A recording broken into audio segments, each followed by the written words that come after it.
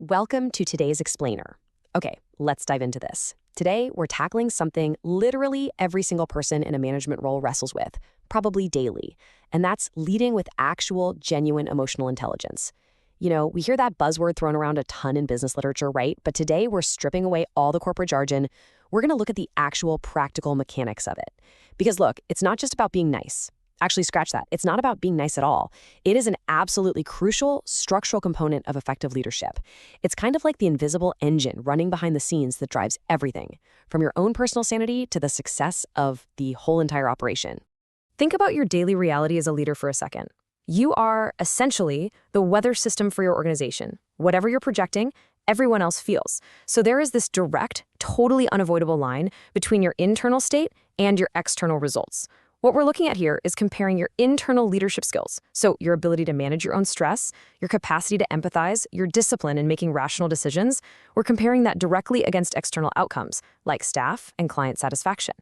Think about it. If your internal world is just chaotic, if you're snapping under pressure or making impulsive choices, that chaos literally bleeds right into your staff's morale and your client's experience. But conversely, when you master those internal skills, you create a stable, satisfying environment for everyone relying on you. So bottom line, your internal ability to process the world absolutely dictates the external reality of your workplace.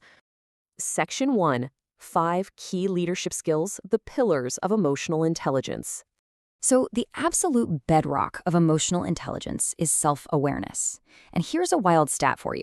Research shows that while 95% of people think they're self-aware, only about 10 to 15% actually are. Isn't that crazy? You simply cannot fix what you don't acknowledge. In leadership, self-awareness really comes down to the ability to recognize your own triggers. In any high-stakes environment, you're going to face friction. An employee makes a mistake, a client isn't happy, a schedule completely falls apart. So what is your default reaction? Does your heart rate spike? Do you immediately get defensive? Do you shut down? Self-awareness is all about catching that little spark before it turns into a raging fire. It's knowing exactly what sets you off, so that when that trigger inevitably happens, and for sure it will, you're expecting it rather than just being hijacked by it. Now, what's really interesting about this slide is how it builds on that. Once you're aware of your triggers, well, you've got to manage them. And that is self-regulation, the ability to stay calm under pressure. Recognizing that you're super frustrated, that's self-awareness.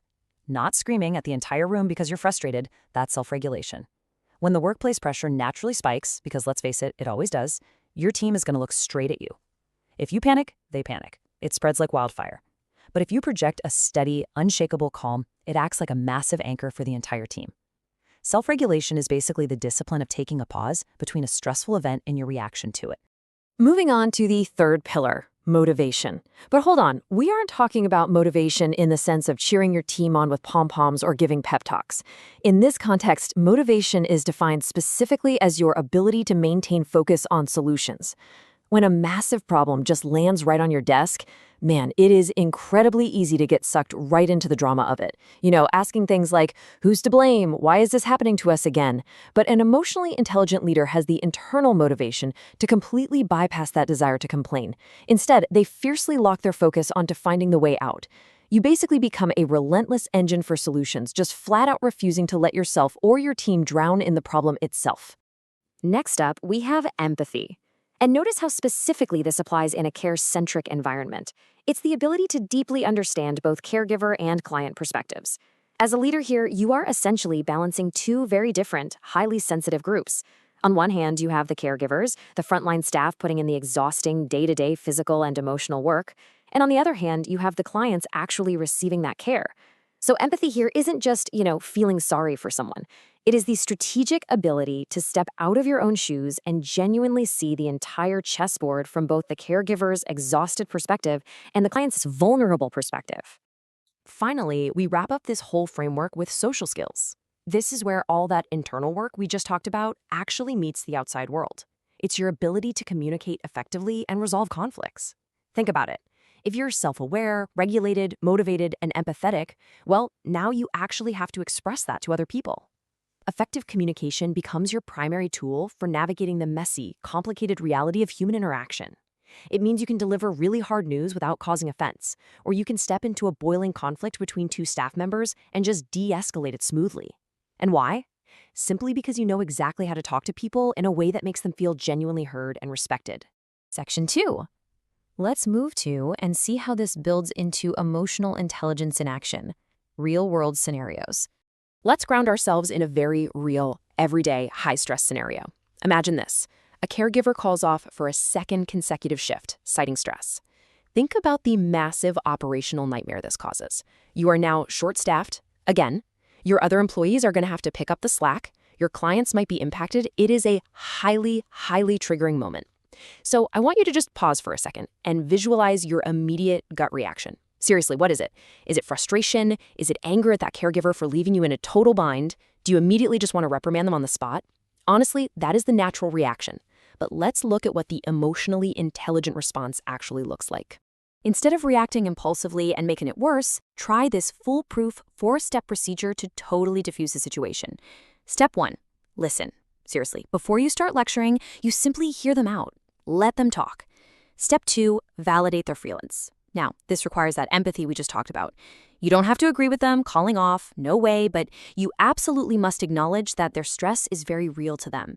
Step 3, explore support options. Here's where the motivation pillar kicks in, focusing on solutions.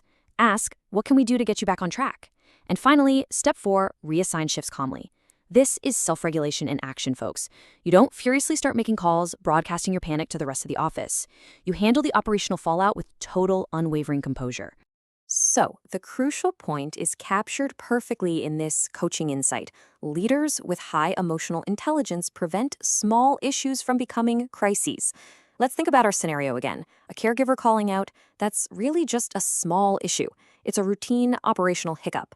But if you react poorly, if you yell, if you panic, if you lack any kind of empathy, you totally alienate that caregiver. Then you spread anxiety to the rest of the staff when you frantically try to cover the shift, and suddenly, boom, you have a massive cultural crisis on your hands. But the emotionally intelligent leader, they act as a circuit breaker. Their calm, structured response stops the panic dead in its tracks, totally resolving the hiccup before it ever has the chance to mutate into a full-blown disaster. As we wrap up this explainer, I really want to leave you with this final provocative thought to chew on as you go about your week. Are your reactions creating crises, or are your skills preventing them? Seriously, ask yourself that. Every single interaction you have is an opportunity to practice self-awareness, self-regulation, motivation, empathy, and social skills. When the pressure inevitably mounts today, and we know it will, just remember that your internal calm is the literal key to your external success. Thank you so much for joining me to break down this vital framework, and I highly, highly encourage you to start applying these 5 pillars literally right now. You've got this.